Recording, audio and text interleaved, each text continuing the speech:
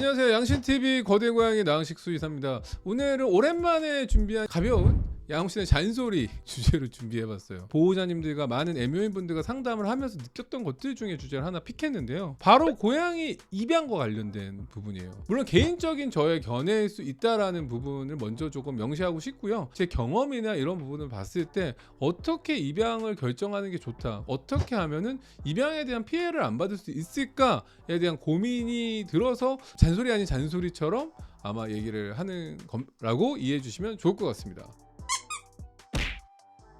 먼저 고양이 입양을 하시게 됐을 경우에는 저희가 예전에 얘기했던 컨텐츠가 있어요. 고양이를 입양하십시오 어머님이라고. 옛날 언제야, 벌써 스카이캐슬 유행할 때니까 상당히 오래된 컨텐츠죠. 아마 몇 년 됐습니다 그거. 1탄 어머님 고양이를 들이셔야 됩니다. 원래 솔직히 2탄 찍을 생각이 없었는데 고양이를 입양할 때는 뭐가 필요한지, 어떠한 것들을 준비해야 되는지에 대해서 소개한 영상이지만, 정확하게 고양이를 어떻게 어디서 입양을 하고 좀 건강하게 고양이가 처음부터 좋은 추억을 쌓을 수 있을지에 대해서는 이야기를 한 적이 한 번도 없었던 것 같아요. 물론 라이브 방송 때 잠깐 이야기를 하긴 했어요. 하지만 그런 부분도 조심스럽기도 했었죠.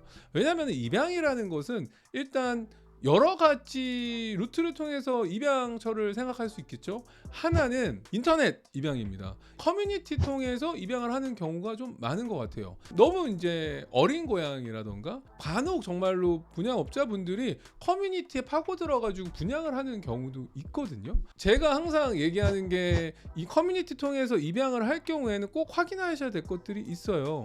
왜냐면은 가정 분양이라고 말을 하고 실질적으로는 이게 가정 분양이긴 하지만 약간 기만하는 경우도 있거든요. 그래서 꼭 기억하셔야 될 거는, 가정 분양이고 실질적으로 출산을 해서 나온 고양이의 경우에는 꼭 엄마 고양이나 아빠 고양이를 확인하실 필요가 있다라는 거죠. 간혹 피해를 입으시는 분들이 느끼는 경험담을 전달해 드리자면, 엄마 고양이, 아빠 고양이를 못 보고 오는 경우가 되게 많대요. 그러니까 좀 입양을 하러 가면은 집에서 보는 건 좀 불편할 수 있으니까 집 앞 골목길에서 만나서 입양 절차를 진행을 한다던가, 이런 경우에는 조금 난감할 수도 있죠. 그다음에 두 번째는 펫샵을 이용해서 입양을 하는 것 같아요. 그래서 펫샵의 경우에는 항상 좀 기억하셔야 될 부분이, 고양이가 몇 주부터 몇 주 때까지 있는지, 그 환경이 어떤지를 좀 체크하실 필요가 있습니다. 어린 고양이가 이쁘잖아요. 근데 제가 항상 이야기하는 게 3주에서 8주 지나고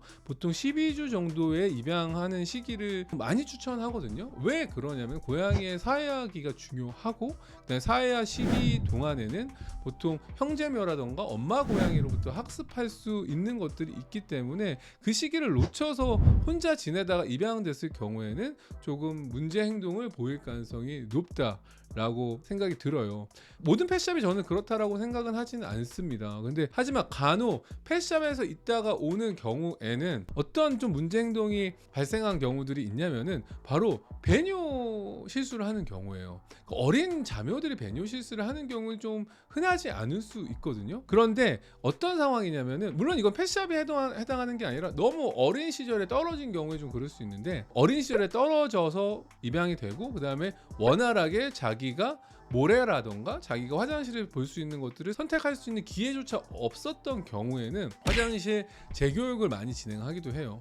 그래서 저희 병원에 오는 고양이들 중에 어린애들의 경우에는 패드에 소변을 본다던가 아니면은 모래를 사용할지 모른다라고 해서 화장실 재교육을 다시 시작하는 경우가 종종 있습니다. 이 화장실 재교육 이슈 부분은 조금은 힘들 수 있어서 나중에 따로 말씀을 드리겠지만, 기본적으로 펜스를 이용해서 고양이가 먹고 그 다음에 원활하게 모래를 선택해서 화장실을 보는 교육으로 진행된다라고 보시면 되고요. 가림막을 통해서 그 안에서 생활하면서 화장실에 익숙해질 때까지 좀 시간이 걸리기도 하고, 보통 2-3주 정도 걸리기도 해요. 그래서 그러한 부분들이 원활하게 아이가 제공되는 환경에서 입양되는지도 꼭 체크할 필요가 있는 거죠.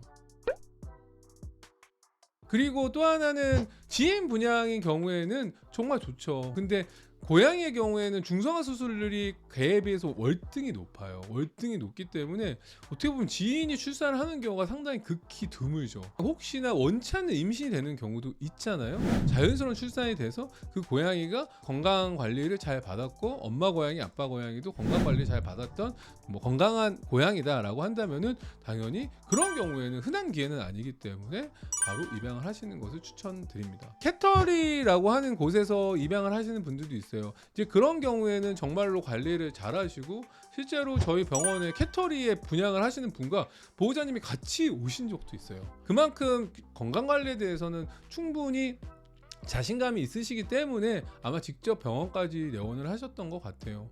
그래서 그런 경우에는 건강 상태도 좋은 경우가 많고 어떤 방법이든 어느 곳에서든 입양을 하든 가장 먼저 추천드리는 방법은 입양 전에 꼭 전문가 상담을 해가지고 어떤 고양이가 나랑 성향이 맞고 내가 그런 환경이 되는지 상담을 받는 것을 추천하고요.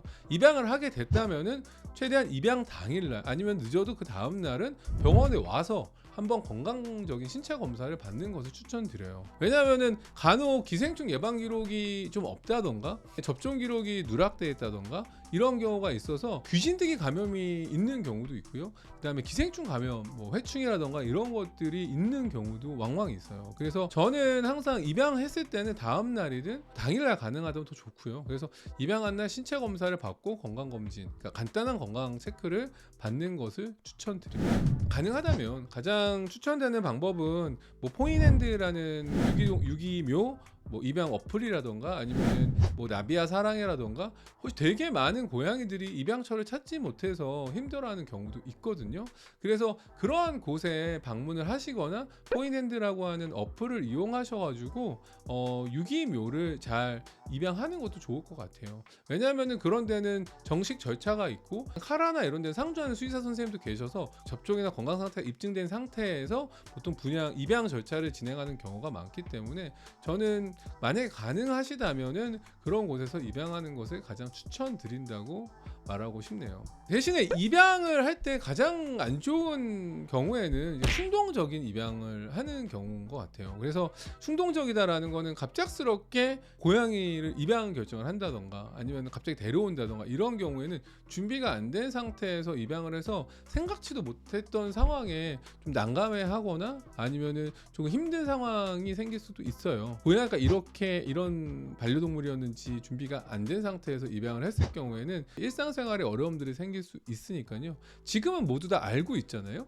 강아지도 산책이 가장 필요한 것만큼 고양이는 수직 공간과 정기적인 놀이, 실내 놀이가 되게 중요한 반려동물이다라는 것을 이해하고 많은 분들이 고양이와 생활하는, 육묘하는 게 어렵다라는 것을 알고 있기 때문에 이러한 부분과 관련돼서 심사숙고하셔서 입양을 결정하시는 것을 추천드립니다.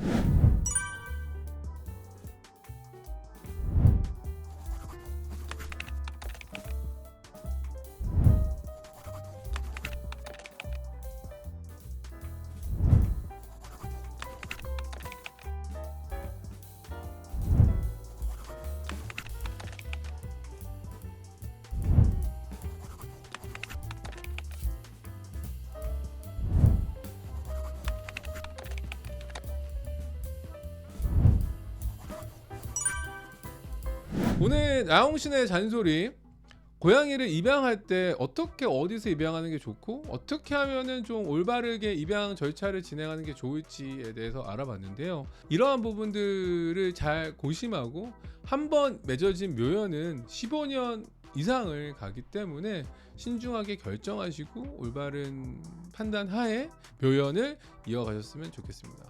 오늘 야옹신의 잔소리 도움이 되셨다면 구독과 좋아요, 알람, 댓글까지 부탁드리면서 안녕.